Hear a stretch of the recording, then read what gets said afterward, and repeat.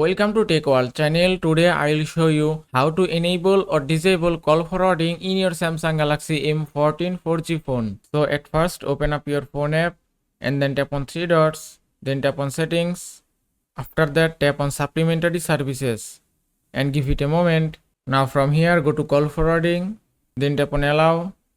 Now here you can see two options, voice calls and video calls. If I select voice calls and then tap on always forward.